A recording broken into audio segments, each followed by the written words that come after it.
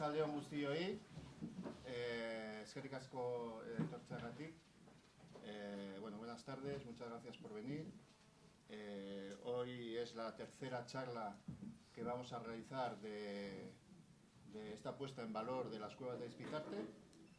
Hoy tenemos con nosotros a Diego Garate Maidagán, doctor en arqueología, es trabajador, está en el Museo Arqueológico de Vizcaya y bueno, ha sido uno de los artífices de los últimos descubrimientos que ha habido en el País Vasco de arte rupestre y tal, ¿no?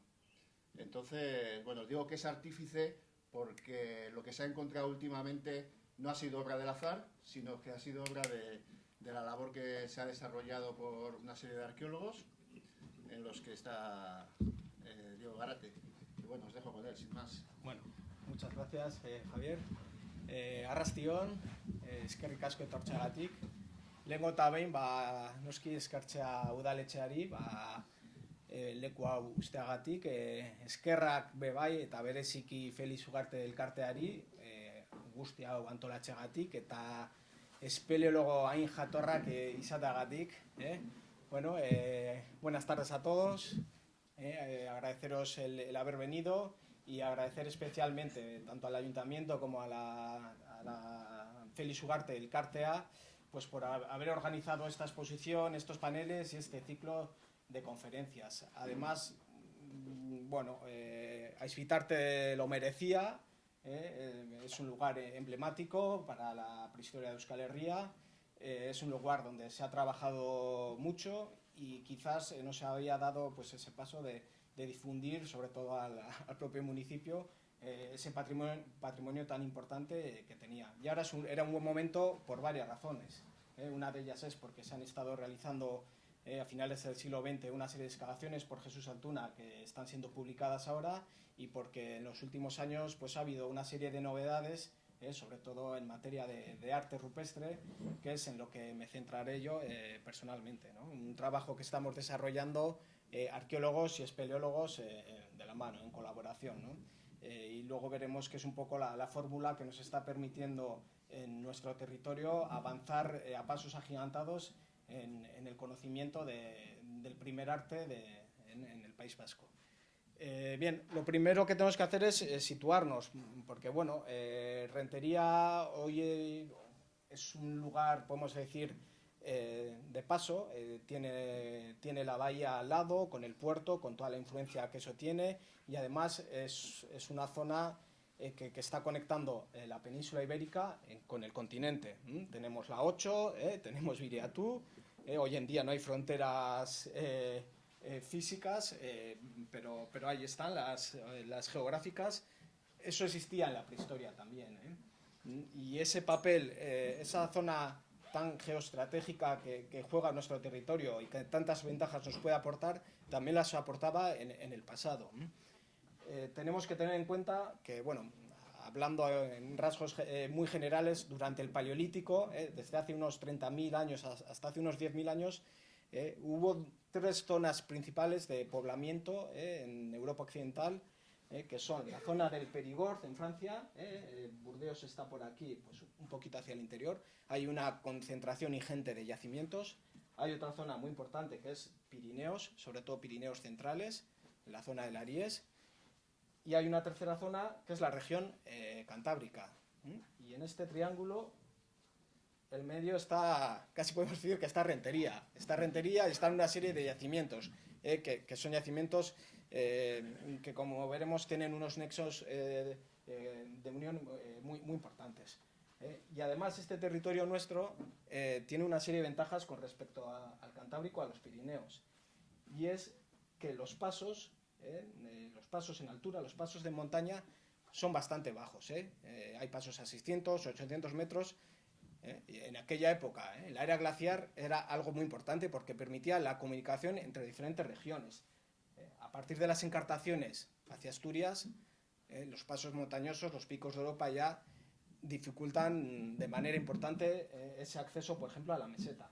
Lo mismo pasa con los Pirineos. Pasar de la vertiente sur a la vertiente norte o viceversa, pues era algo muy difícil en determinados momentos del Paleolítico. En cambio, nosotros podríamos ejercer de nexo de unión entre Europa, entre el continente y la península, y a su vez unir el Cantábrico con los Pirineos y el Valle del Ebro. Es decir, estábamos en el meollo del Paleolítico. Pero, contrariamente a lo que podríamos suponer, en arte paleolítico tenemos una gran cantidad de cuevas en el Cantábrico central, y hasta finales del siglo XX teníamos dos vacíos importantes. Uno aquí en la zona de Asturias, en la zona de la Piloña, y luego otro enorme que casi se corresponde con el País Vasco, ¿no? Desde la Ría de Bilbao hacia los Pirineos occidentales teníamos una cantidad de cuevas mucho más escasa que la que tenemos en Cantabria y en Asturias. Si veis aquí la densidad de puntos rojos, tenemos unas 50 cuevas decoradas en Asturias, otras 50 en Cantabria, y en el País Vasco conocíamos media docena, ¿no? Entonces esto era algo anómalo, algo que no entendíamos, que intentábamos explicar pues, de diferentes maneras. Por ejemplo, se hablaba de una litología desfavorable. ¿Qué quiero decir con esto? Que no había muchas cuevas, no había karst, no había roca caliza, no hay, de hecho, en determinadas zonas. Esto sí que funciona, por ejemplo, en la zona de Uribe, en Vizcaya, pues en una zona donde no hay cavidades, y obviamente si no hay cuevas no vamos a encontrar ese arte rupestre. Pero por el contrario sí que tenemos zonas como el Duranguesado y desde Urdaibai en adelante, las cuencas del Lea, de Deva, etcétera, en las que tenemos una gran cantidad de cavidades y de zonas calizas. Entonces esto era una explicación un poco a medias. También se ha comentado la antropización. Es cierto que nuestro territorio pues, estaba muy industrializado, ha habido una minería muy intensa, sobre todo en la margen izquierda de la Ría de Bilbao, que ha podido afectar, que han podido desaparecer muchas cuevas, pero eso tampoco justifica una diferencia tan abismal, ¿no? Una diferencia que estamos viendo en el mapa. La línea de costa pudo estar un poco más retirada, de hecho estaba un poco más retirada en todo el Cantábrico y en esta zona ya digamos, entre Guipúzcoa y las Landas, habría una planicie un poco mayor. Otras explicaciones que se han querido dar, pues por ejemplo que el poblamiento en el País Vasco fuera un poco más tardío que en el Cantábrico, en Asturias, eran ideas pues un poco subjetivas, ¿no? Que se nos ocurrían para explicar esto, pero tampoco se había realizado ninguna investigación sistemática, y quizás ese era el gran problema, ¿no? Que mientras que en Asturias, en Cantabria, había una tradición muy amplia de investigación en arte rupestre, quizás en el País Vasco pues esa tradición había sido menor, ¿no? En prehistoria habían interesado otras cosas, como puede ser el megalitismo, por ejemplo, más que el arte rupestre. Partiendo de esta idea, de una falta de investigación, lo que hicimos, pues, buscar, ¿no?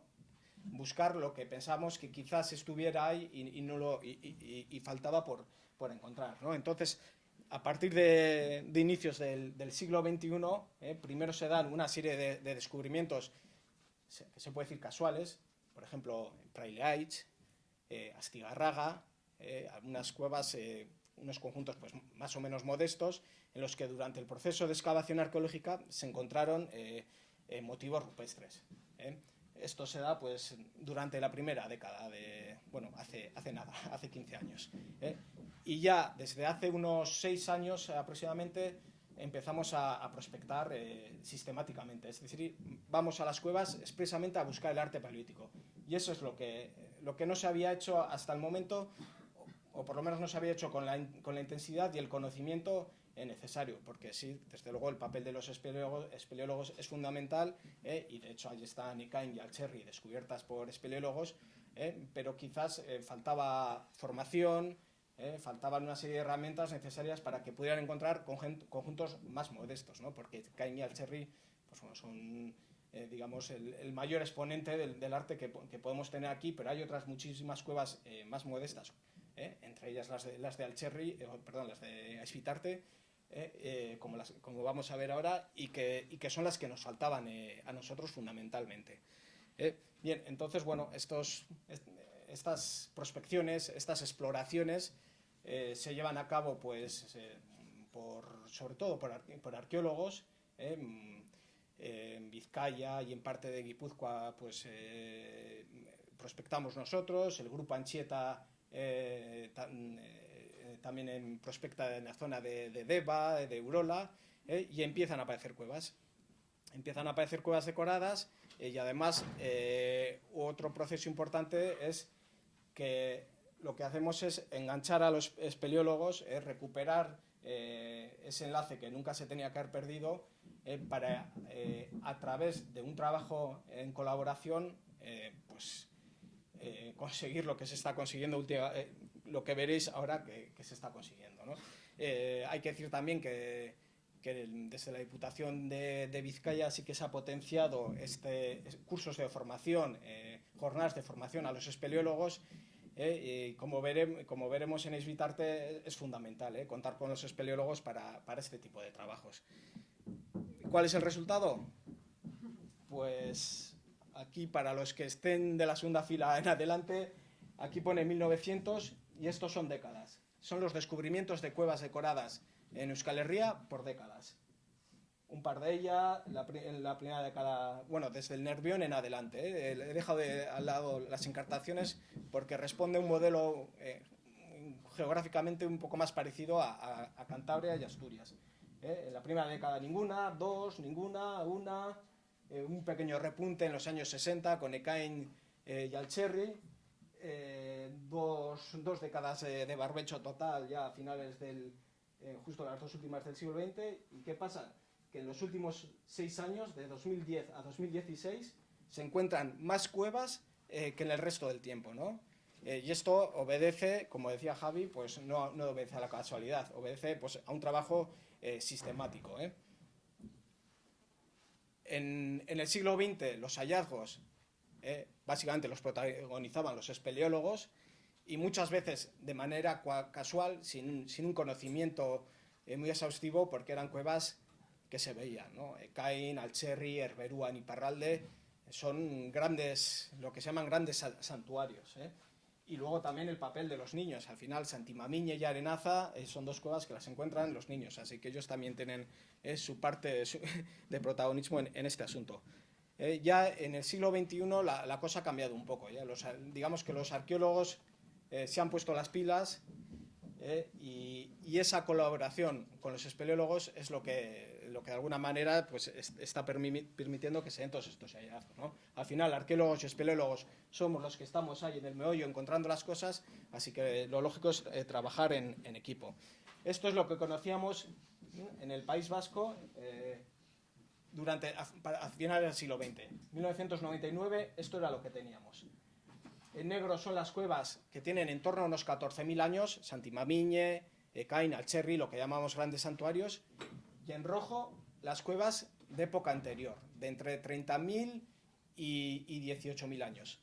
Solo hay una, y encima es una cueva que se la cargó una cantera en los años 60, en la cueva de Achuri en Mañaria, y de la que no hay ni una sola fotografía, solo hay un calco de una posible pata roja de un animal, que nunca sabremos si la hubo o no, entonces como si la quitamos. Es decir, no tenemos absolutamente ni idea de lo que del arte que pudiera haber en esa franja cronológica en el País Vasco, cuando teníamos ya desde Carranza en adelante muchísimo arte de ese tipo y luego hacia Pirineos y para arriba también. Entonces era algo incomprensible y encima que no nos permitía hacer una lectura correcta de la evolución del arte paleolítico. Esto es lo que tenemos hoy en día.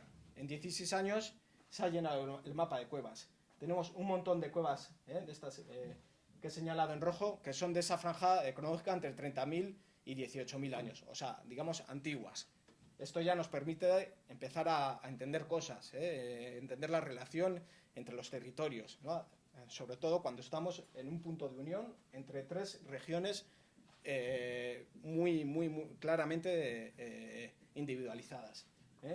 Y luego también tenemos nuevas cuevas de época posterior, en torno a 14.000 años. Estas son todas las cuevas localizadas. En total, 18 cuevas en 16 años. A más de una cueva por año, así que no está nada mal. Hay concentraciones importantes que no se conocían, por ejemplo, la cuenca del río Lea, el que desemboca en Lekeitio, de no tener ni una sola cueva decorada, se ha pasado a tener 5 cuevas. El grupo Ancheta, en torno a Caín, lo ha llenado también de cuevas decoradas, ¿no? Erlaitz, Damolinsulo, etc. Y luego otra gran zona es la del Anderbaso, las cuevas de Isbitarte, tan importantes. Resulta que 4 de ellas estaban decoradas y no nos habíamos dado cuenta hasta ahora, ¿no? Entonces el mapa cambió totalmente. Y luego hay además 2 conjuntos, los 2 en la cuenca del río Lea, Achurra y Arminche, que ya pues la información que aportan ya es ingente, porque son santuarios con decenas y decenas de figuras grabadas. Entonces, bueno, el panorama en 16 años no tiene absolutamente nada que ver con lo que conocíamos antes. Bien, y ahora lo que vamos a hacer es centrarnos un poco en Rentería. Volvemos a Rentería, hemos hecho un pequeño vuelo sobre por qué ha pasado esto, por qué hemos encontrado estas cuevas en Rentería. Esto no es fruto de la casualidad, ni de un paseo de domingo, sino de un trabajo que se enmarca en un contexto global por el momento de Euskal Herria, pero posiblemente cuando se ponga la gente a prospectar en Iparralde va a pasar exactamente lo mismo, porque es la misma situación. El único problema que hay es que no hay absolutamente nadie trabajando en todo el territorio. Bueno, entonces volvemos ahora sí a Rentería. Joseba ya os habló la semana pasada un poco sobre el contexto arqueológico, las excavaciones, los yacimientos. Solamente recordaros, bueno, pues que Isbitarte es uno de los primeros lugares una de las primeras cuevas donde se realizó una intervención arqueológica a nivel de Euskal Herria, ¿no? Tenemos que hablar de Isbitarte, tenemos que hablar de Balzola en Vizcaya, Isturiz en Benafarroa. Son las 3 principales cuevas donde se empezó a investigar a finales del siglo XIX. Claro, la arqueología estaba empezando en esa época. Son intervenciones, bueno, pues que hoy en día la información que aportaron nos sirve de poco, pues porque la metodología no era la más correcta, era la que ellos tenían a su alcance en aquella época, ¿no? Y de hecho, bueno, en el caso de Balzola en Vizcaya, los materiales nadie sabe dónde están, o sea, no tenemos ningún tipo de información. Aquí en Isbitarte, afortunadamente, después han hecho otras intervenciones un poco más adelante. Barandiarán en los años 60 excava en Isbitarte 4, Jesús Altuna en los años 80, 90 en Isbitarte 3, y eso, bueno, pues nos ha aportado una información, pues una metodología más avanzada, más acorde a lo que podemos utilizar hoy en día, y que, bueno, pues es una información que sí nos permite integrar a Isbitarte pues en los grandes estudios sobre el paleolítico en nuestro territorio. Y luego, digamos, después de esa primera fase de pioneros y de esa segunda fase de Barandiarán y de Altuna, podemos hablar de una tercera fase más reciente, que es la del hallazgo de estos conjuntos con arte rupestre, que son en los que yo me voy a centrar. Me imagino que de los que estáis aquí, el 90% habrá estado en Isbitarte, habrá visitado las cuevas, algunos de jóvenes y otros también de más adultos, algunos no salen de ellas. Este es el perfil del monte, para que os hagáis una idea de todo lo que hay ahí debajo, porque no estamos hablando de una cueva. Aquí sí que podemos hablar de las cuevas de Isbitarte, ¿no? Es un término, muchas veces habla las cuevas de Altamira. No, Altamira es una cueva. Aquí sí, aquí Isbitarte tiene muchísimas cuevas, y de hecho las tenemos que enumerar, ¿no? Podemos hablar de Isbitarte 4, que es la primera en la que se intervino, a Isbitarte 3, que está aquí abajo, a Isbitarte 2, prácticamente al nivel del río, pero luego aquí arriba tenemos una Isbitarte 5, hay una Isbitarte 9 que quedaría un poco de lado, que no se ven en el perfil, y así hay hasta en torno a una treintena de cuevas, simas, oquedades en todo el monte por el momento, porque bueno, sabemos que esto no se acaba nunca, siempre van saliendo cosas por todos lados. Entonces, bueno, lo que vamos a hacer es, vamos a ir viendo casi por orden cronológico de los hallazgos, ¿no? Porque además casi nos viene muy bien, es coherente para explicar lo que aportan para el conocimiento del Paleolítico. En 2012, cuando empieza todo cuando empezamos a prospectar, encontramos en Vizcaya la cueva de Ascondo, la cueva de Lumencha, dos cuevas también que se conocían de toda la vida, que habían sido excavadas, etcétera, y que tenían conjuntos de arte paleolítico muy modestos, muy mal conservados, pero que ahí estaban y que nos aportan información, ¿no? Dentro de, en ese marco, pues Joseba Ríos y yo pues nos desplazamos a la cueva de Esvitarte 4, pues porque era un sitio, bueno, que tenía una ocupación paleolítica impresionante y pensabas, pues aquí tuvo que haber. Y bueno, pues la verdad es que lo que encontramos fue una cosa muy pequeña. Encontramos restos de alguna figura roja, que están... Aquí está la entrada de la cueva, hay una manchita roja hacia la entrada, y restos de una figura roja hacia el interior, una figura que además está cubierta por un mogote de calcita muy espeso, es decir, que son restos de una figura antigua, pero tan machacados, tan perdido, que no podemos llegar a saber lo que fue, ¿no? Y nos quedamos un poco con la miel en los labios, ¿no? De ver que pudo haber algo, pero vamos, con esto poco se puede decir. Pero a raíz de este descubrimiento seguimos un poco detrás de la pista, seguimos un poco pendientes de Esvitarte porque, bueno, sabíamos que había otras cuevas interesantes, y lo que hicimos fue, en 2015, nos pusimos en contacto con Félix Ugarte el Cartea, porque, bueno, con la intención de conocer el resto de cuevas, porque, como os decía antes, los arqueólogos no somos los que nos metemos por los agujeros. Los arqueólogos normalmente realizamos las excavaciones en la entrada de la cueva, que es donde están los hábitats, ¿no? Las gentes del Paleolítico realizaban su vida cotidiana en la entrada, donde llegaba la luz natural, y ahí es donde normalmente trabajamos los arqueólogos. Excepcionalmente se adentran en las cavidades, bien sea para hacer arte, para hacer otro tipo de actividades, desde luego no relacionadas con lo cotidiano, y claro, ahí tenemos que entrar también. Para seguir esas pistas tenemos que entrar los arqueólogos, pero muchas veces no tenemos la formación, los medios ni la capacidad de hacerlo, y eso sí lo tienen los espeleólogos, ¿no? Entonces, de alguna manera nos complementamos muy bien, ¿no? A los dos nos encantan las cuevas, ellos tienen una formación, nosotros otra, y además son formaciones complementarias, así que perfecto. Esta es la entrada de Esvitarte 5, una de las cuevas que está ya en la zona de arriba de la ladera, ¿no? Desde la 4 pues resulta un poco complicado subir. En esta cueva no se habían hecho trabajos sistemáticos. Sabemos que en 1908 fue visitada por Telesforo de Aranzadi, el conde de Lerchundi también, porque dejaron una firma dentro de la cueva. Y en los años 60-70 se realizó una cata donde se recuperaron algunos materiales arqueológicos. Entonces, bueno, nos pareció una cueva interesante. Hablamos con los espeleólogos, y ellos nos dijeron, bien, la cueva es interesante, paso y luego volvemos un segundo atrás. La cueva es interesante, pero la entrada está taponada, hay un tapón de arcilla que en un momento dado impide continuar.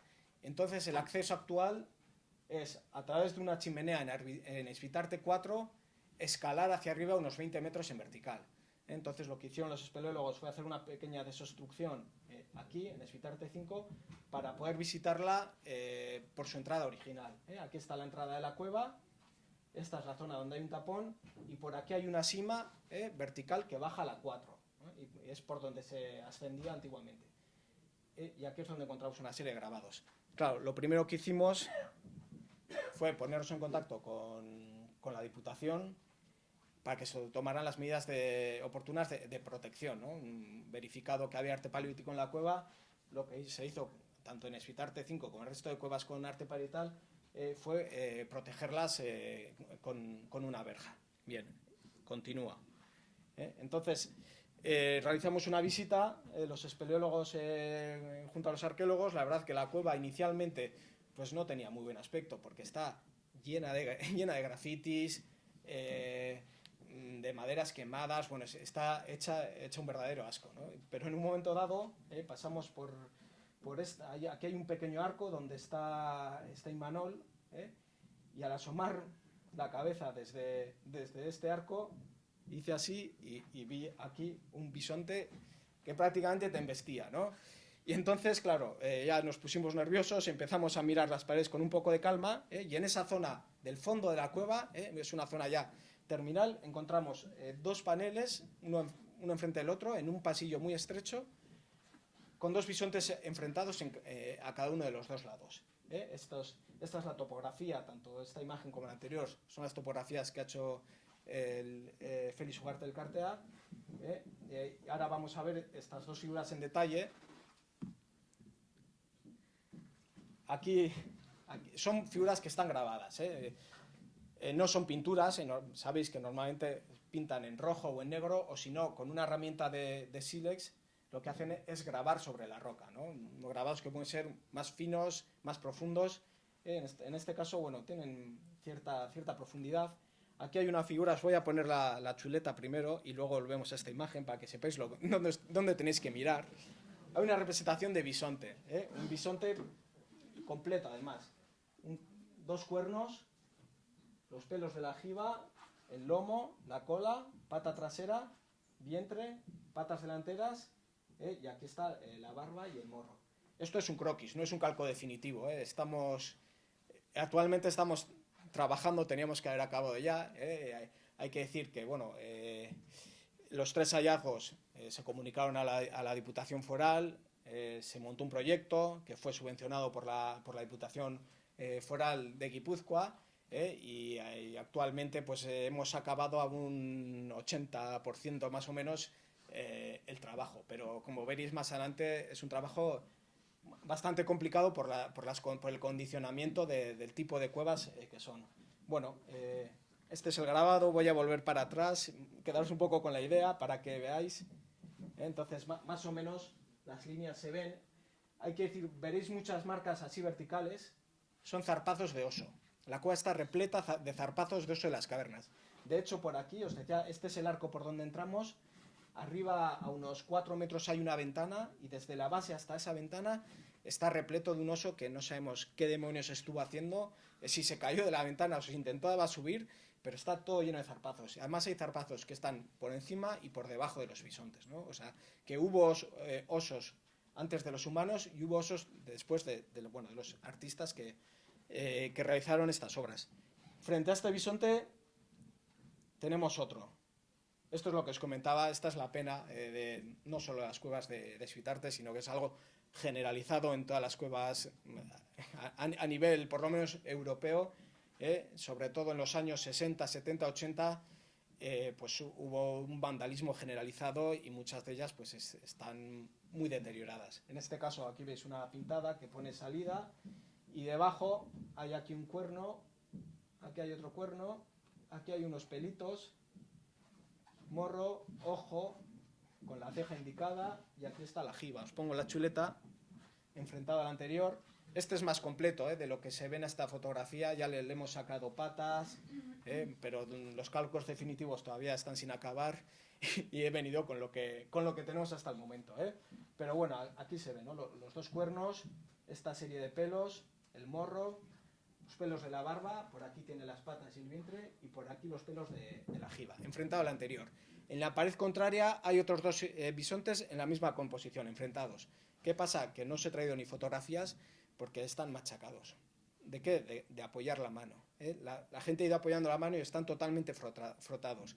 Y resulta, es que no los veríais. Hasta que no tengamos los calcos, no merece la pena que os los muestre. Entonces, la cueva de Esvitarte 5, pues, es una cueva modesta, con un conjunto pequeñito. Nos falta por mirar un par de zonas, pero no saldrá mucho más. Bueno, esto es para que veáis cómo está el graffiti por encima superpuesto al grabado. Y bueno, a pesar de ser un conjunto pequeñito, es interesante porque tiene una serie de conexiones que nos llevan a los Pirineos. Este tipo de bisontes, esta forma de hacer la perspectiva de los cuernos, es muy típica del arte de hace unos 14.000 años, lo que nosotros llamamos magdaleniense, época de la que hay unos cuantos materiales aquí, porque en Esvitarte 4 hubo una ocupación bastante importante. Y os decía que tiene conexiones pirineicas, y esas conexiones pirineicas están en la frente del animal. Estos pelitos aquí, esto que, bueno, que parece tan poco significativo, no es habitual en el Cantábrico. Los bisontes del Cantábrico echan una línea, sin hacer esa testuz alargada, esos pelos que llegan casi hasta la boca del animal. Pero lo encontramos en los Pirineos, lo encontramos en cuevas de Pirineos centrales, las típicas además, Niort, Trois-Frères, Fontanet, y también lo interesante es que lo hemos encontrado también en la cueva de Alquerdi, ¿no? Además, en 2014 creo que fue, encontramos una nueva galería decorada llena de bisontes y son iguales que los que hay aquí. Y estos bisontes, a su vez, de Alquerdi y de Aizpitarte 5, son los mismos que hay en el arte mueble de Istúriz en cantidades industriales, a decenas. Da la sensación que Alquerdi y Aizpitarte, de alguna manera, eran yacimientos satélites de Istúriz, que es la gran ocupación, el gran yacimiento de Euskal Herria. Bien, eso fue un jueves por la tarde, creo que fue. Creo que fue así. Al de 10 días, bueno, al de 9 días, el viernes siguiente, estábamos trabajando en Achurra, en la excavación de Achurra, en Vizcaya. Nos metimos dentro de la cueva y es cuando encontramos todo el arte paleolítico, que hay pues en torno a unas 150 figuras grabadas en la cueva de Achurra en Vizcaya, y una cueva también que había excavada en los años 30 por Barandiarán, que conocía toda la vida a pie de carretera, visitada por todo Ondarroa y todo el Lekeitio, y ahí estaba, ¿no? Sucedía como aquí, ahí estaba todo el arte esperando a que lo viéramos. Pues eso fue un viernes. El domingo estábamos recogiendo la excavación de Achurra y nos manda Javi un mail. Además, me acuerdo, estamos ahí, acabamos de recoger toda la excavación, estábamos comiendo unos bocatas. Hemos bajado a Aizpitarte 3, a Aizpitarte 9 y hemos visto, os mandamos unas fotos de cosas que hemos visto. Empezamos a ver las fotos, bisontes, caballos, otra liada, menuda semanita. Entonces, bueno, pues estuvimos pensando, vamos del tirón.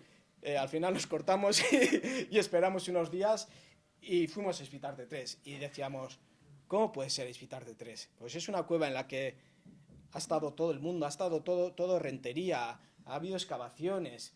¿Cómo es posible que haya arte paleolítico en la cueva de Aizpitarte 3 y nadie lo haya visto hasta el momento? Pues tiene una explicación muy sencilla que lo vais a ver en breve. Aizpitarte 3, aquí la tenéis, es un tubo totalmente horizontal, de techo bastante bajo, feucha, es una cueva que no tiene ni formaciones, así para el turisteo de domingo no es una cueva interesante, pero para el arqueólogo sí, porque tiene un yacimiento muy interesante de hace en torno a unos, ahora lo pongo aquí, hace en torno a unos 25.000 años, lo que nosotros llamamos Gravetiense, y es donde estuvo excavando Jesús Altuna, primero en esta zona cerca de la entrada y luego en esta zona un poco más hacia el interior. Pues bien, esos grabados están justo a mitad de camino entre las dos excavaciones, pero no están al mismo nivel, están en una galería inferior, que es esta de aquí, y que la veis aquí. Por esto os digo que tiene una explicación muy sencilla, porque hay que meterse por este agujero, que aquellos que tengan una capacidad torácica como la mía, aquí o aquí, van a andar en el límite para pasar, porque es muy estrecho, ¿no? Entonces, claro, los arqueólogos no somos los que nos metemos por ahí, son los espeleólogos los que se meten por ahí, y por eso se ha encontrado Aizpitarte 3 y Aizpitarte 9, porque los espeleos, con un poco de formación, porque cuando fuimos a Aizpitarte 5 y encontramos a Aizpitarte 5, estaban Javi, estaba Sabino, Imanol, estaba Giorgio, y en un momento que estábamos mirando así los bisontes y nos dijeron, es la primera vez que vemos unos bisontes grabados en directo. Entonces, ¿cómo van a encontrar una cosa que no conocen cómo es? Entonces, con un poquito de formación, pues ya en 10 días apareció esto. Bien, esta es la entrada, y si la entrada es difícil, el interior no es mucho más sencillo, Esto es solamente esa zona de abajo, que es un laberinto lleno de barro, porque al ser un nivel inferior, todo el agua acá termina por caer ahí dentro, y es un sitio pues embarrado, desagradable, incómodo, con este desnivel, un desnivel de unos 10 metros, desde el Espitarte 3 que está aquí, es una rampa que baja llena de barro, y así de estrecha. Y a las paredes, a los lados, lleno de grabados. Y lleno de grabados, y lleno de manos, y lleno de flechas de salida, pues como lo que veíamos en Espitarte 5.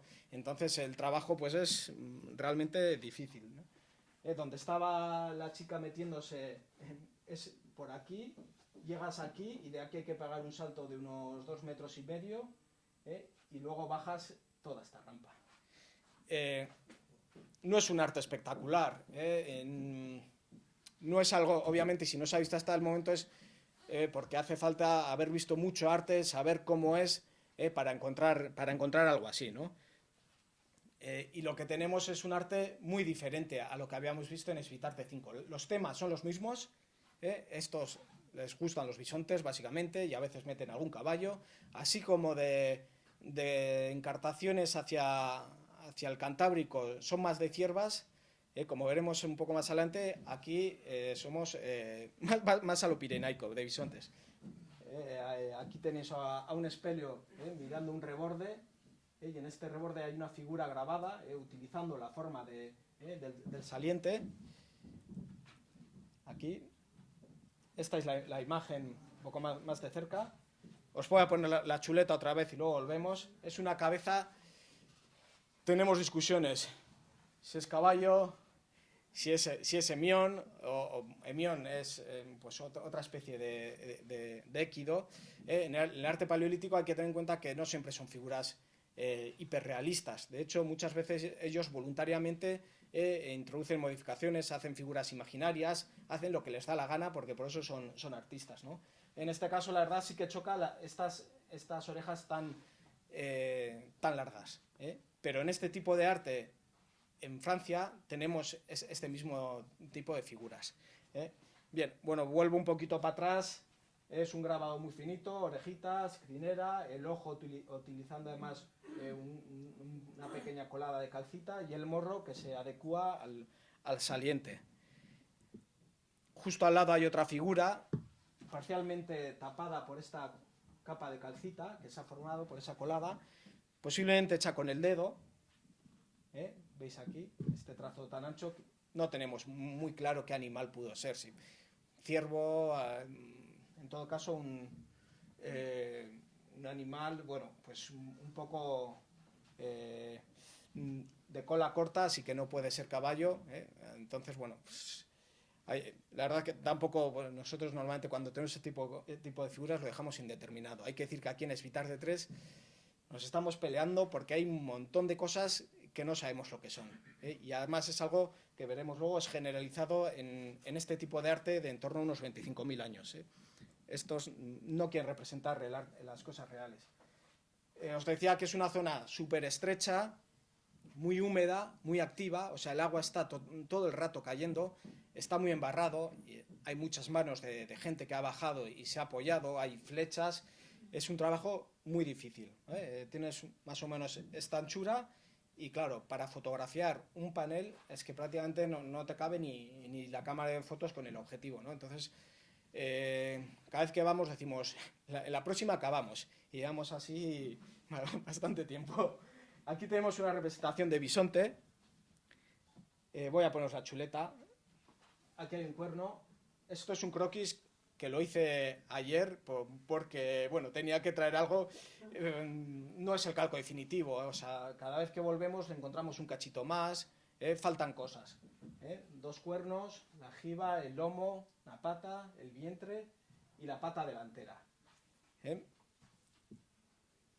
Esto es otra representación que tenemos tela, grandes discusiones. Aquí más o menos se ve, ¿no? Aquí una forma así alargada, aquí se ve que hay algo, vuelve por aquí y luego baja así en 2 líneas paralelas. Creemos que es una representación de ave, de pájaro. Luego veremos unos cuantos paralelos. Y ahora que me doy cuenta se me ha olvidado poner el más claro, que está en una cueva en Málaga. Pero bueno,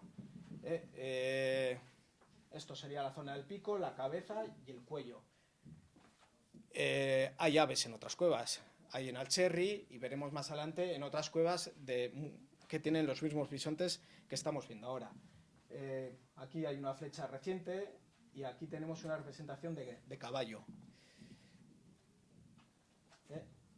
Aquí tenéis la cabeza, el ojo, la oreja, patas delanteras, vientre, lomo.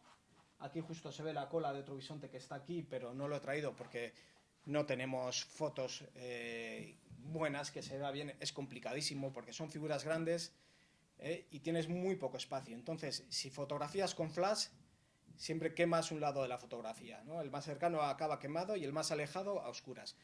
Si fotografías con luz fija, como son grabados tan finos y que además está todo embarrado, no consigues que se vea, ¿no? Entonces nos estamos peleando con las fotos constantemente. Es básicamente el mayor problema que tenemos en los trabajos de arte. Bueno, una representación de caballo, un poco en vertical. Y en total tenemos, creo que son 21 representaciones animales en el Svitarte 3. Y como decía, hay paneles en los que no sabemos muy bien lo que han representado. Hay formas, se ve que tienen que ser animales, pero no tenemos claro qué animales son, ni tenemos pues, bueno, grandes discusiones al respecto, ¿no? Los espeleólogos muchas veces estamos ahí nosotros discutiendo tal y nos miran como estos están chalaos, ¿no? A estos que les gusta más la acción. Bien, y aquel día que nos mandaron el mail, aparte de Svitarte 3, estaba Svitarte 9, que es otra cueva que hoy en día el acceso natural, como os decía en la 5, está colmatado. Pero si en la 5, con quitar un poco un buen rato de barro, se podía pasar, aquí en la 9 son unos 15 metros de bloques desprendidos. Se ha hundido entera la primera parte de la cueva. Ahí no hay manera, ¿no? Eso no se puede desobstruir de ninguna manera. Afortunadamente, desde Svitarte 3, justo al fondo de la cueva, hay un desnivel de unos 15 metros totalmente vertical que lleva al fondo de la 9. Aquí lo veis todo en perfil, parece que está todo con la misma orientación, pero no es así, ¿eh?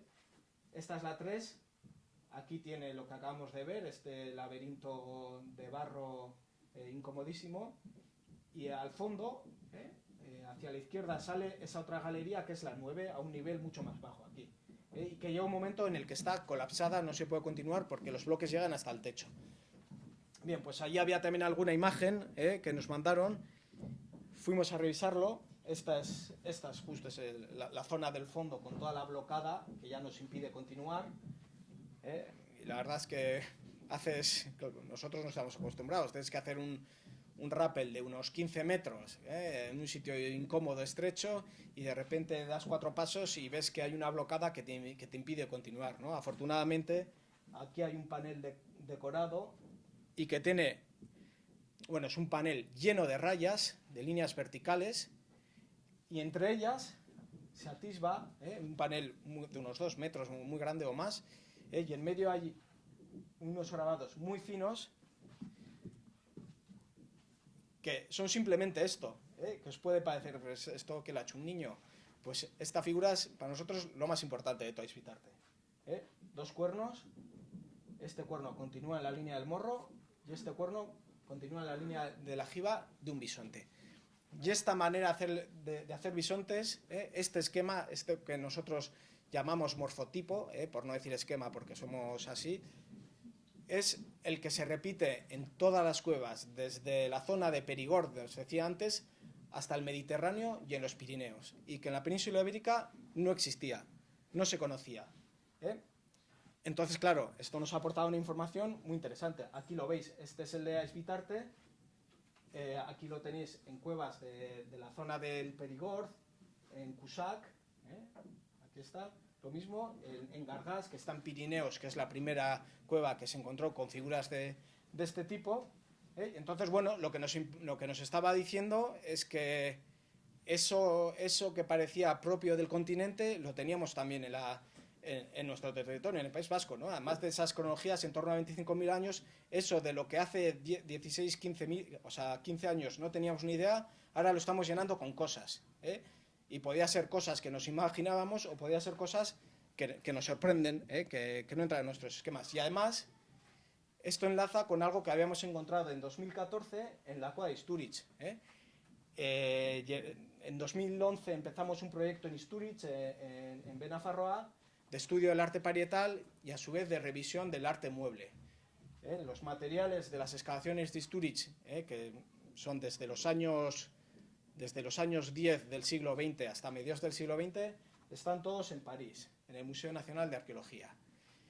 Fuimos a verlos, porque son excavaciones antiguas, las primeras, bueno, incluso las segundas realizadas pues con una metodología peor de la que se aplicaba aquí en aquella época, por los condes de Saint-Périer sobre todo. Tenían publicadas algunas piezas, fuimos a revisar todo el material. ¿Y qué nos encontramos? Que había, pues creo que eran medio centenar de figuras animales grabadas. Y figuras animales grabadas que eran iguales a las que tenemos ahí, ¿no? Si quitamos Isturiz, ese arte que teníamos en el continente ocupaba este espacio, ¿no? En 2014 lo encontramos en Isturiz. Estos son figuras que hay en estas cuevas. Básicamente, ¿qué es lo que tenemos? Pues ese esquema que hemos visto en Esvitarte, de un cuerno morro, otro cuerno ojiva, y luego las patas siempre en perspectiva frontal, es decir, las dos patas vistas, aunque la figura esté de perfil, como lo podéis ver en este ejemplo de Gargás, ¿no? La figura está de perfil, pero las dos patas están vistas de frente. Estos son los cantos que encontramos en Isturiz, con figuras unas encima de las otras. Aquí veis un bisontito, encima hay otro bisonte con las patas de frente, los cuernos, otro ha dado la vuelta. Encontramos también 4 mamuts, además figuras, bueno, bastante detalladas. En este mamut veis que tiene aquí las patas, el ano indicado, la cola, las defensas, y luego tiene la trompa prensil, ¿no? O sea, hay ciertos detalles. Aunque estén las patas en perspectiva frontal, no tenemos que pensar que es un arte de, digamos, simple o de menor calidad. Es simplemente un recurso. Ellos lo hicieron así porque quisieron hacerlo. Podían haber hecho una perspectiva bien hecha, pero no les dio la gana. Porque de hecho en otras figuras a veces lo ponen. O sea, simplemente es un recurso. Igual que en el arte egipcio vemos que sucede algo parecido. Eso no quiere decir que los egipcios no conocían la perspectiva. Bien, y en el marco de estos hallazgos de Isturiz, de Esvitarte, resulta que el año pasado, en el marco de un proyecto que lleva a cabo la Sociedad de Ciencias Aranzadi en el norte de Navarra, se encuentra una cueva, Alquerdi II. Aquí tenemos a Jesús Tapia, que está por ahí al fondo. ¿Y qué nos encontramos en Esvitarte II? Pues el mismo arte que supuestamente no existía en la península ibérica, aunque Esvitarte II hay que decir que está en la vertiente norte de...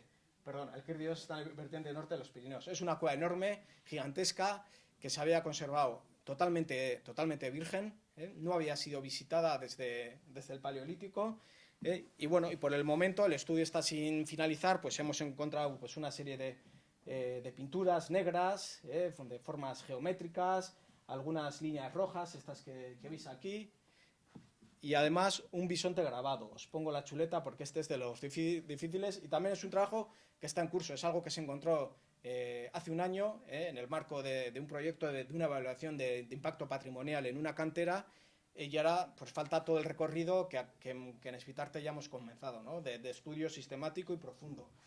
Aquí veis un par de cuernos, morro, los pelitos de la barba, el ojo, la jiba, el lomo de un bisonte como los que tenemos en Esvitarte 3 y 9, como los que encontramos en Isturiz, y como era común en la zona continental, en el sur de Francia, digamos, ¿no? Y que es algo que en la península ibérica no se conocía. Claro, esto nos está dando una información muy importante. Esta es la cueva de Gargás, la foto, ya lo siento, es muy mala. Es increíble que Gargás, que es una cueva que se encontró creo que en 1903, te metes en internet y menos de las manos, porque es la cueva esta famosa que tiene unas 326 manos en negativo. Aparte de eso, hay un montón de grabados, y en internet lo único que he encontrado es esta foto horrible, ¿no? Totalmente pixelada, pero veis aquí un cuerno que engancha con el morro y otro cuerno que engancha con la jiba. O sea, es lo mismo, que esto podía estar en Esvitarte. Perfectamente esta figura. Bueno, lo que os decía, que es la cueva conocida sobre todo por las manos en negativo, muchas de ellas o bien mutiladas o con los dedos plegados. La pena es que en Esvitarte tendría que haber estas manos y no las hemos encontrado. En Gargás lo que hay es, bueno, un montón de paneles de figuras superpuestas. Afortunadamente esto no nos hemos encontrado en Espitarte 3 porque si no ya, bueno, nos renunciamos, porque si encima que tenemos que estar ahí trabajando así con las paredes pegadas, si encima tenemos este galimatías, pues bueno, aquí hay un montón de figuras, hay caballitos, hay bisontes, y os he destacado esta del medio, que es una figura de un pájaro, un ave. Veis perfectamente el pico, el cuello, y aquí sí que tiene parte del cuerpo del animal, ¿no?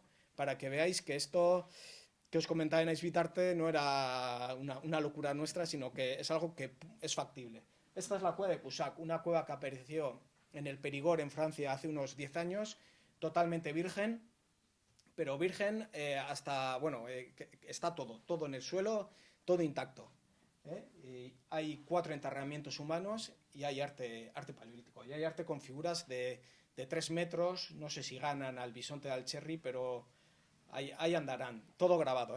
¿Y qué tenemos? Pues lo mismo que tenemos en Espitarte, ¿no? Estas figuras siempre siguiendo este esquema, estos obsesos. Estos lo hacen, si hay que hacerlo de una manera, se hace así y nadie se sale de la regla. Aquí un caballito, también con las patas en visión frontal. Este es otro panel de Cusac, lo que os comentaba, lo mismo que en Gargás. Aquí lo que hacen siempre es unas figuras encima de las otras. Y esto es lo que hemos visto también en las plaquetas de Istúriz. De hecho, tenemos una plaqueta que es así, la de los mamuts, y en una cara hay 11, hemos visto 11 figuras en una plaqueta así, unas encima de las otras, de animales. Igual habrá más, pues hay un momento en que ya no puedes seguirlas. Y en esta cueva hay también una representación de ave. Una cabecita, el ojo y el cuello.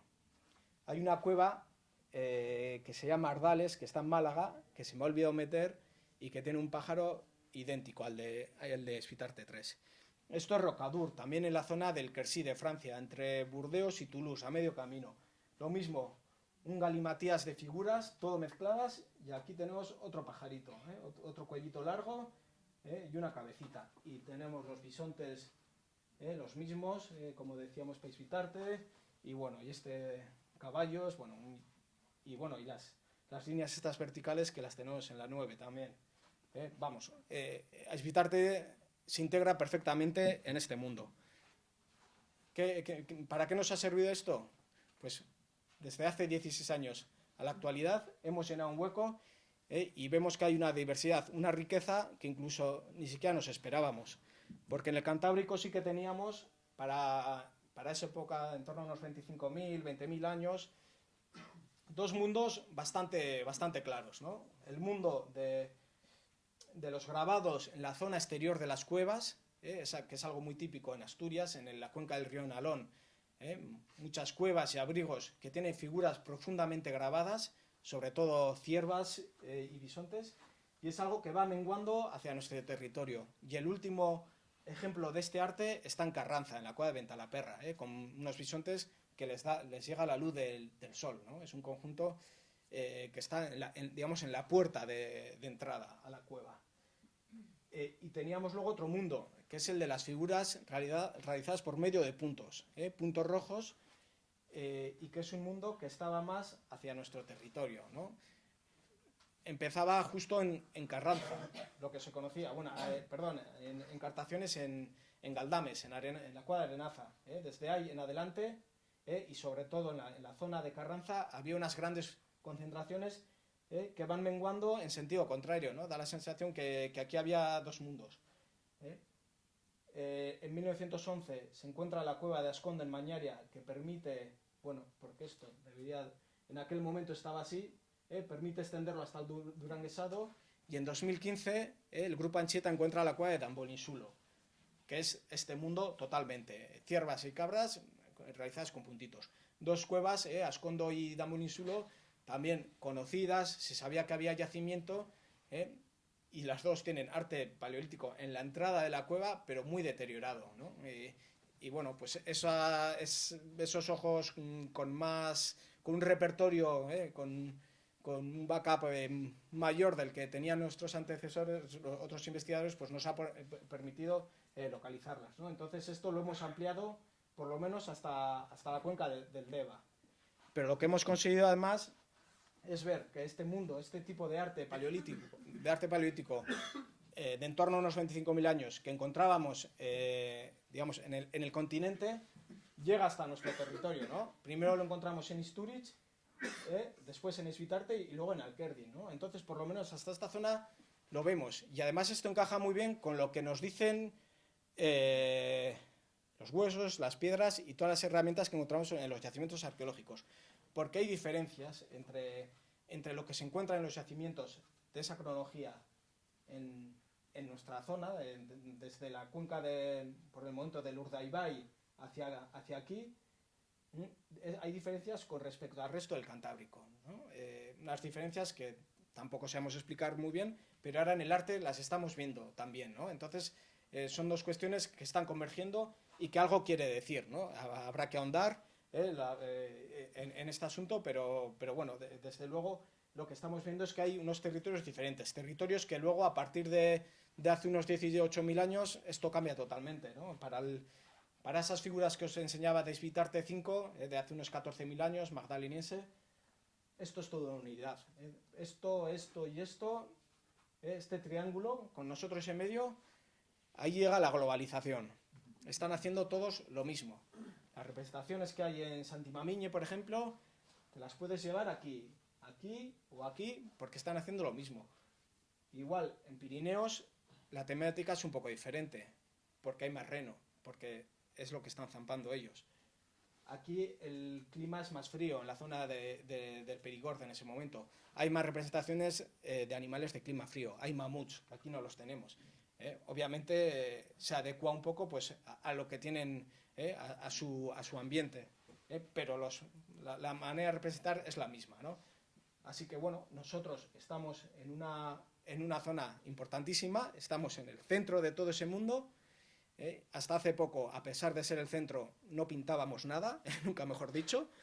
Ahora ya, después de 16 años, pintamos bastante y estamos aportando muchas cosas, y lo que vamos a conseguir de aquí a pocos años es que se tenga que reformular todo y en base a nosotros, en base a lo que se está encontrando en nuestro territorio. En base a eso va a haber que reformular lo que hay aquí, lo que hay aquí y lo que hay ahí. Y por el momento es lo que os puedo contar, porque esto es algo que lleva muchísimo trabajo.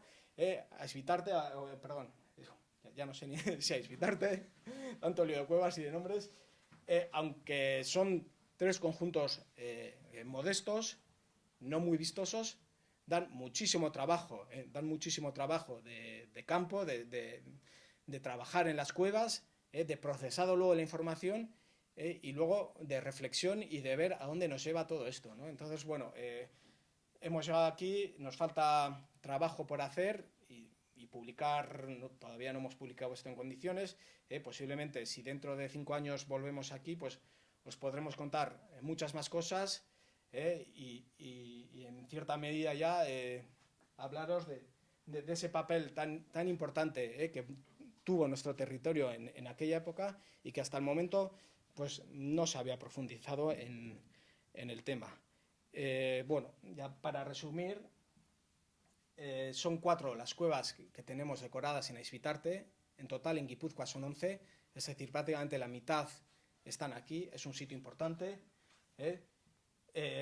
Son cuevas fundamentalmente con bisontes, caballos, representaciones grabadas. No hay pinturas, pero nos marcan 2 épocas muy diferentes. 2 de ellas en torno a hace 25.000 años, con esa información tan importante que decíamos.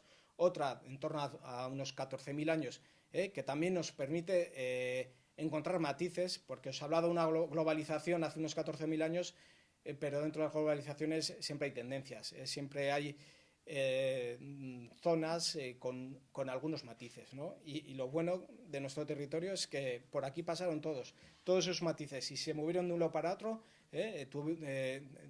Pasaron por aquí con seguridad, ¿no? Entonces es una zona geoestratégica. Y luego pues ese bisonte, ¿no? Esa figura que puede resultar tan simple, esas 2 líneas que veíamos para representar ese bisonte de Esvitarte 9, pues la verdad que tiene una importancia importantísima. Y más importante de todo eso es el trabajo en común, el trabajo en colaboración, el buen rollo, que muchas veces falta, y que bueno, esperamos que siga por mucho tiempo entre arqueólogos, espeleólogos, y entre arqueólogos y arqueólogos, y entre espeleólogos y espeleólogos. Y no digo el as porque si no nos perdemos. Pero bueno, y bueno, pues esto es lo que os quería contar. Y bueno, pues es todo.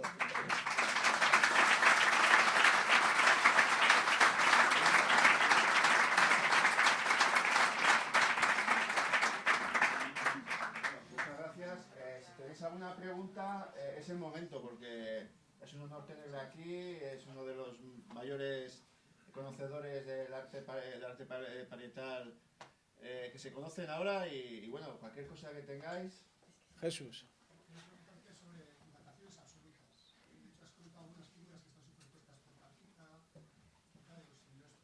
Sí. A ver, eso es un problema, quizás el mayor problema que tenemos en el arte paleolítico. Claro, cuando realizas una excavación arqueológica, en condiciones ideales, todo está ordenadito, ¿no? Por capas, por estratos. Lo más antiguo debería estar abajo, y según vamos subiendo, lo primero que excava sería lo más reciente. Claro, el arte paleolítico está fuera de contexto estratigráfico, es decir, está en las paredes, no está vinculado a nada. ¿A qué puede estar vinculado? Pues a capas de calcita que recubren o que pasan por debajo de esas figuras. Alguien hace un bisonte, pasan miles de años, se activa una colada y empieza a caer la calcita, ¿no? y lo recubre parcialmente, ¿no? Tú puedes saber cuándo se creó esa capa de calcita, pero esa capa de calcita se pudo crear hace 500 años, por ejemplo, ¿no? Entonces es una información indirecta, interesante, importante, pero no se puede datar directamente la figura. Solo se puede datar cuando está realizada con carbón, con materia orgánica, que es lo que se puede datar a través del método del carbono 14, del que todos habéis oído hablar. ¿Qué pasa? Que tampoco es lo mismo un carbón que aparece en estratigrafía, pues a 1 metro de profundidad, en unas condiciones que se han mantenido estables durante 14.000 años, que un carbón de un bisonte de Altamira, que ha recibido el CO2 y el aliento de 500.000 de personas, por ejemplo, durante todo el siglo XX.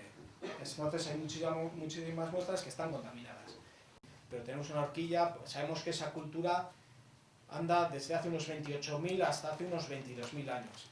Y también sabemos que en Esvitarte 3, arriba, justo encima donde están los grabados, estuvieron viviendo y tenemos dataciones de esa ocupación humana.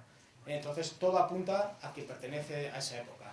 Entonces el tema de las dataciones es muy complejo. El carbono 14 tiene muchos problemas de polución. La datación de esas costras de calcita que os comentaba también es un sistema que también tiene muchas incoherencias, y lo que se tiende ahora, lo que se está haciendo en algunas cuevas es combinar las dos, ¿no?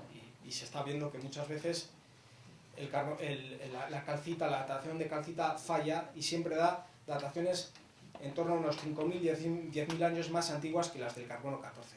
Es un problema que bueno, lo arrastramos desde el inicio de la investigación, el tema de la datación, y ahí seguirá. Lo bueno de Esvitarte es que es fácil porque los que grabaron aquí han hecho figuras que son las clásicas de cada cronología. Pues luego hay cosas, por ejemplo la Esvitarte 4, esas primeras manchas rojas que os enseñaba al inicio, Dios sabe, o sea, paleolítico es porque tiene una costra de calcita así de grande encima, y porque no tenemos arte de ese tipo de otras épocas, pero ya decir de qué cronología es totalmente imposible.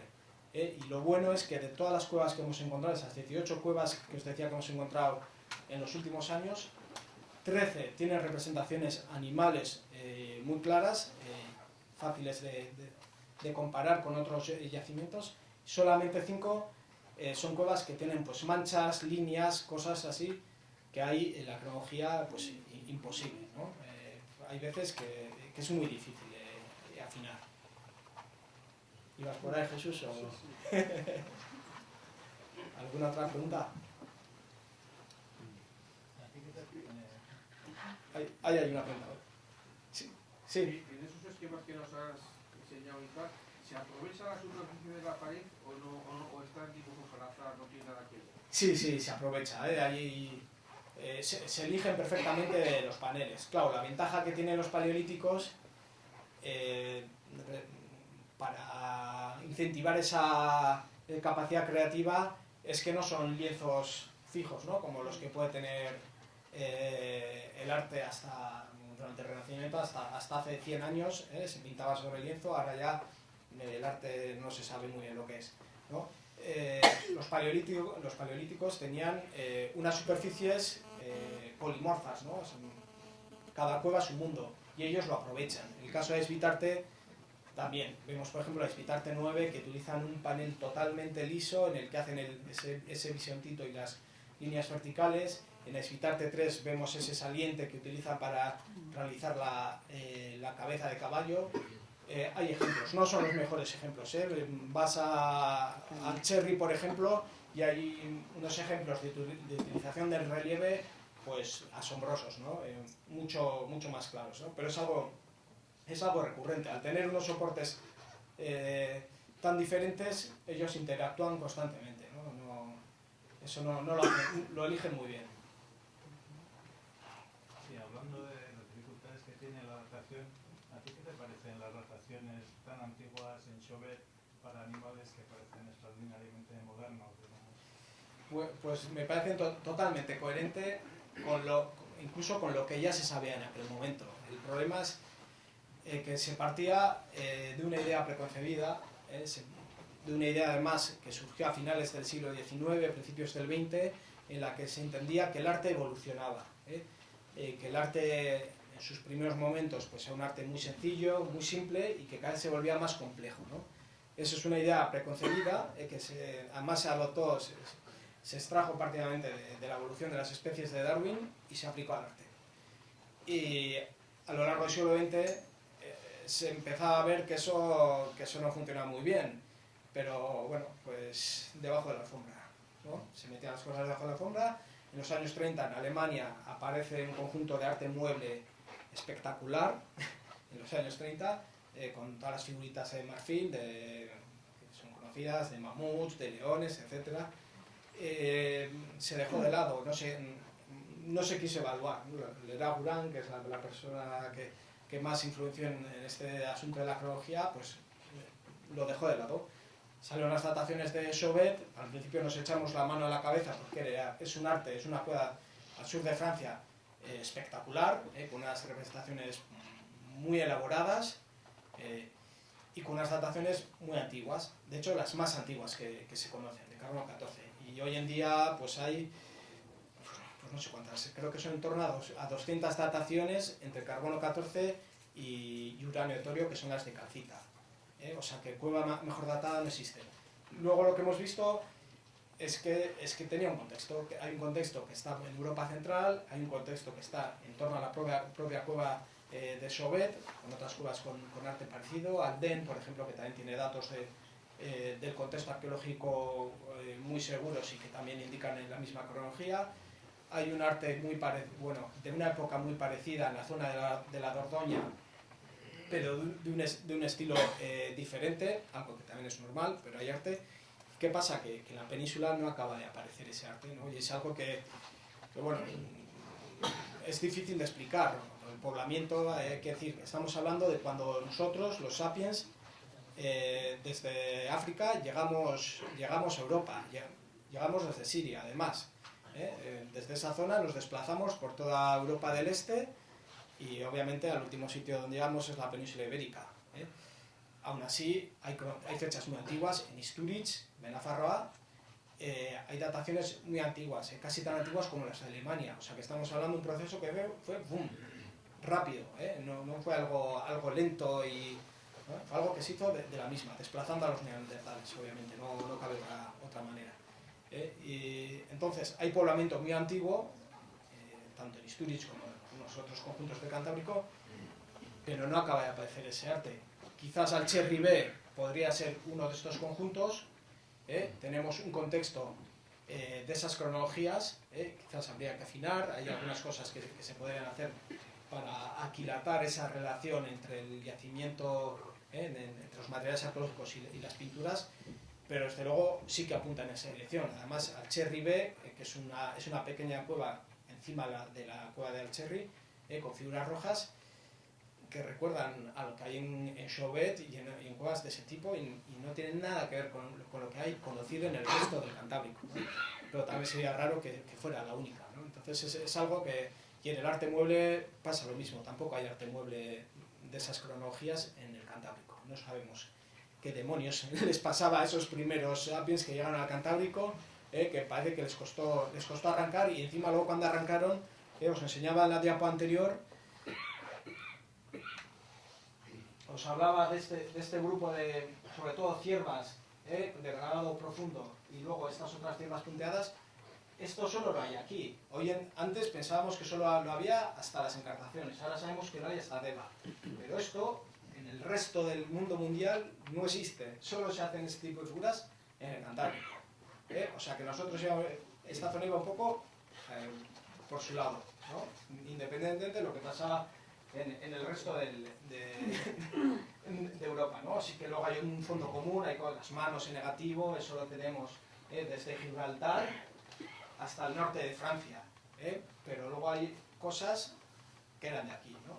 Y luego vemos que parece ser, lo que vemos en los últimos años es que esta gente, estos gravetienses de hace 25.000 años, que andaban por esta zona, también se metían por lo menos hasta este límite, porque de Deva a Ispitarte, ahí estaba el límite. Lo que decía Jesús, no podemos afinar, no sabemos si todo esto sucederá al mismo tiempo, si son cosas que se suceden en diferentes momentos. Por las dataciones que tenemos ahora, que no son las mejores, pero es algo que nos tenemos que agarrar, parece que este tipo de figuras las están haciendo durante muchísimo tiempo, durante unos 8.000 años aproximadamente, entre el gravetiense y la otra cultura posterior que llamamos solutense, ¿no? Estos son fundamentalmente gravetienses, ¿no? Entonces, bueno, pues ya se me ha ido, estamos hablando. Ya no sé ni... Bueno, el tema de la cronología, pues sí, Chauvet es único y no es único. Es único en el sentido de que es una gran cueva con muchísimas figuras, pero hay otras cuevas alrededor de Chauvet, en la cuenca del Ródano, que son mucho más modestas, que son las pequeñas, que son exactamente las mismas convenciones, el mismo estilo. Es lo que podemos decir de Caín. El panel de Caín de los caballos es único, pero se entiende en un contexto, ¿no? Un contexto que se conoce bien, y el de Chauvet pues lo estamos conociendo poco a poco. Lo raro es lo que pasa de aquí para abajo. Que pasa época tan antigua no lo sabemos ni remotamente. ¿Eso por qué podría ser? ¿Por falta de población? Porque no se han llegado a una, como dicen que vienen de Siria, y que somos los últimos que aún no hubiéramos colonizado en esa época. Precisamente es lo que os comentaba. Lo curioso es que sí que tenemos dataciones muy antiguas. O sea, sabemos que los que llegaron a Europa Central, al de muy poco ya estaban aquí. Lo que pasa de la meseta para abajo es otro mundo. Es totalmente diferente. Pero esta gente de aquí llega muy poco después de como que subiera a Paraguay. Sí, no, desde luego sí, las primeras oleadas, digamos, pues eso, llegan, nosotros estamos totalmente influenciados por lo que está pasando en el continente.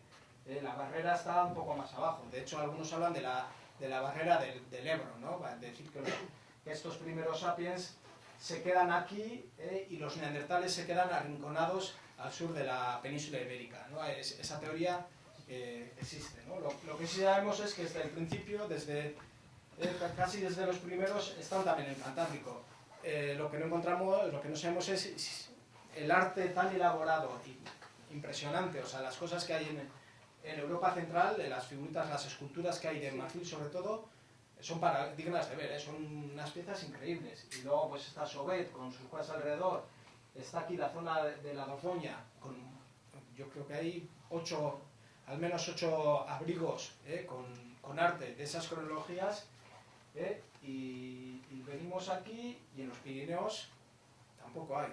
Ni Pirineos ni Cantábrico no hay cosas muy evidentes. Alcherribe sería el único ejemplo al que nos podríamos agarrar, porque el resto, la mayoría, se ve que es ya este mundo que es posterior. Esto ya es en torno a hace 25.000 años.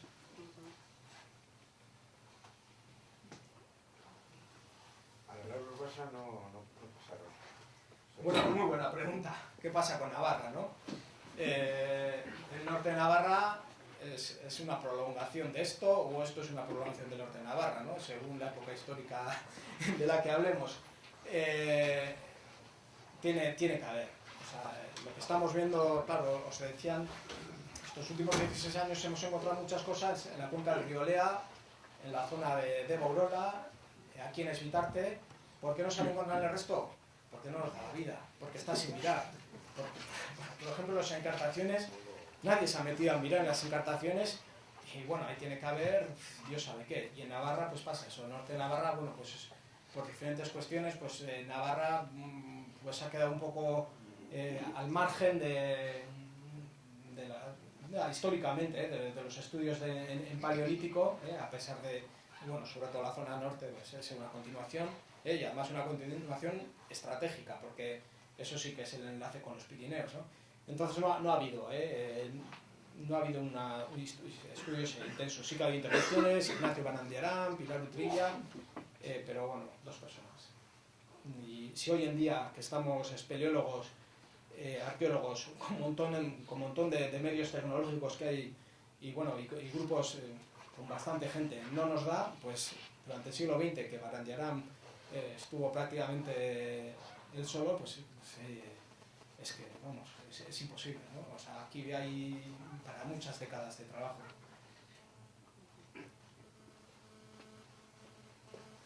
Bueno, pues si no hay más preguntas, bueno, muchas gracias por venir. Bueno, por estas últimas palabras de Diego ya queda en evidencia la importancia que tenemos aquí, la importancia de Aizpitarte, la importancia de los restos que se han encontrado y lo último que ha dicho, que no nos da la vida, que sería bueno que las instituciones también hicieran inversión en investigación en estas cosas, porque yo creo que merece la pena y nos indican o nos dicen un poco de dónde venimos, un poco para saber a dónde vamos, ¿no? Muchas gracias y nada.